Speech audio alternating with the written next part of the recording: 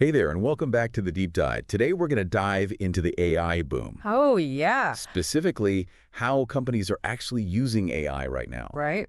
Um, you've sent over some really interesting articles, and wow, the speed at which things are changing is incredible. It's certainly a fast-moving landscape. It really Yeah, it's is. mind-blowing, Yeah, and it's easy to feel overwhelmed by it all, that's for sure. for sure. But that's what we're here for, to break it down together. Exactly. We're focusing on Asana CIO, Saket Srivastava's insights from this piece he published just this week. Yeah. Talk about fresh perspectives. Yeah.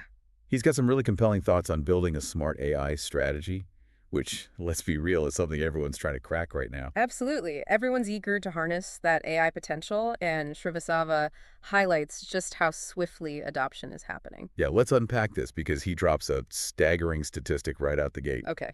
52% of knowledge workers are already using AI weekly. Wow. Over half. What's even more wild is that just 9 months ago, that number was only 36%. That's a huge jump in such a short time. Huge. And it's fascinating because this isn't just hype. Right. People are experiencing real benefits. Yeah. Srivastava mentions that a whopping 69% of workers who use AI report productivity gains. Okay. But we need to ask, what kind of gains are we talking about? Yeah.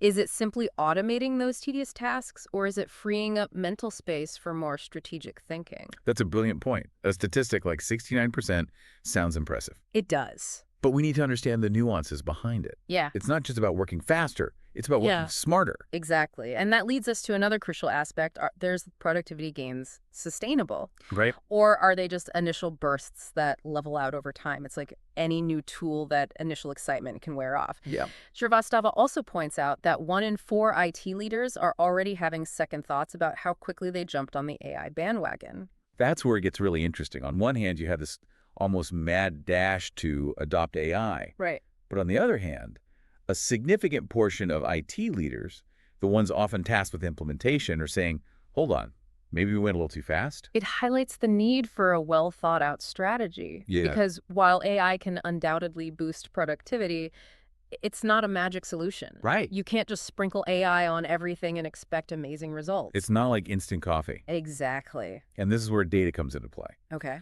Srivastava makes this fantastic analogy. He says that AI is only as good as the data you feed it, just like trying to bake a cake with rotten eggs.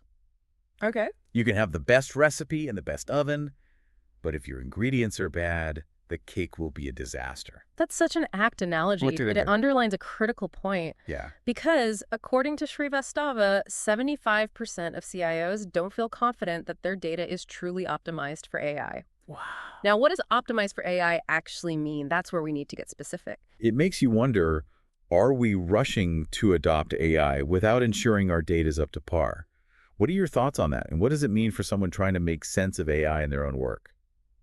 It's like you said, you can have the best tools, but if you're working with bad data, you're going to get bad results. What is it? Garbage in, garbage out. Exactly. So it's not just about having a lot of data. It's about having the right data. Okay. And ensuring that it's clean and organized and ready to be analyzed by AI. So it's really highlighting this whole importance of data governance and preparation. Absolutely. It's like prepping your ingredients before you start cooking right. Yeah. You wouldn't just throw everything in a pot without washing, chopping, measuring first. Right. And just like a good chef needs to understand the properties of different ingredients, companies need to understand their data inside and out to get the most out of AI. It sounds like this is where a lot of companies might be stumbling. Yeah. Even if they have that enthusiasm for AI, they might not have the data infrastructure to support it.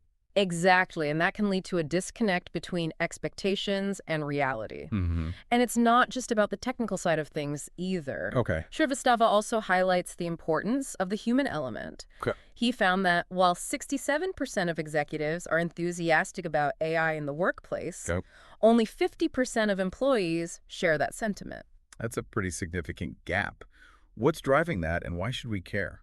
Well, it's understandable that there's some fear and uncertainty around AI, right? Yeah. Some employees might worry that AI will automate their jobs away. Right. while others might feel apprehensive about working with technology they don't fully understand. Hmm. And, ignoring these concerns can be detrimental to the success of any AI initiative. That makes sense. If people are afraid of AI or feel Yeah, like it's being forced upon them, they're going to be less likely to embrace it. exactly. It goes back to that idea of bringing employees along on the journey. Okay. Instead of just implementing AI from the top down, Yeah. companies need to involve their employees from the get-go. Yeah. So, like, how do they do that? Well, Like, how do you even begin to... communication is key. Okay. Communicate clearly about how AI will be used, address concerns openly, Yeah. provide training and support to help employees adapt.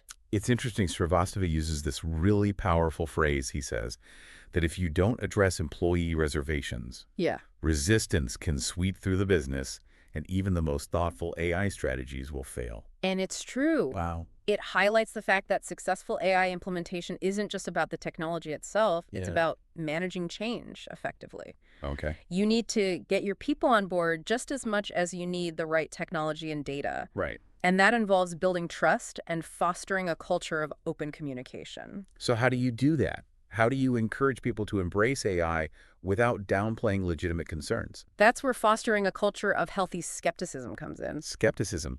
I thought we were trying to get people excited about AI. We are, but not blindly.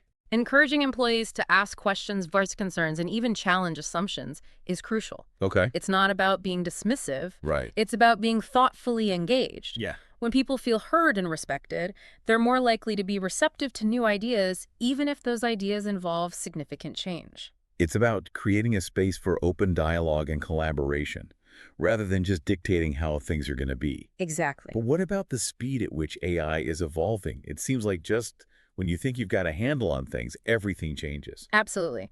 And that leads us to a crucial question that Srivastava doesn't explicitly address in this article. Okay. What happens after implementation?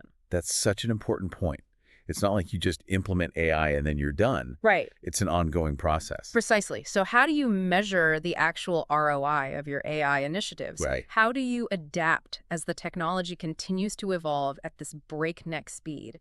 These are all crucial questions that organizations need to be grappling with. It's like we need like a AI strategy for our AI strategy. In a way, yeah. That's where continuous learning and adaptation become so key. Okay. It's not enough to just implement AI. You need to constantly be assessing its impact, identifying areas for improvement, and being willing to adjust course as needed. Right. This requires staying informed about the latest advancements, understanding how they might affect your business, and fostering a culture of experimentation and innovation. So it's about being agile and responsive Mm-hmm. in a landscape that's like constantly changing, Yeah. that can feel daunting, especially for companies that are still wrapping their heads around the basics of AI. Absolutely, but it's also an incredibly exciting time to be working with this technology. Yeah. The potential benefits are immense, but realizing them requires a thoughtful and strategic approach. For sure. It's like navigating uncharted waters. You need a good compass, a skilled crew, and the willingness to adjust your sails as you go. That's such a great analogy to kind of sum up this whole conversation. Yeah. It's about embracing the unknown with a mix of excitement, but also caution. Exactly. This AI wave isn't about simply keeping up. It's about learning to ride it and steer it in a direction that benefits everyone.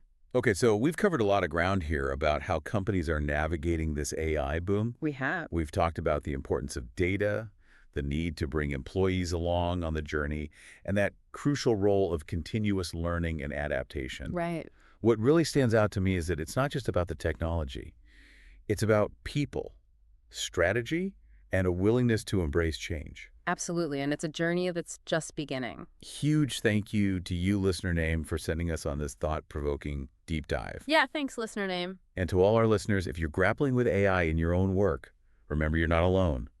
Keep those sources coming, and we'll keep helping you navigate this exciting new world.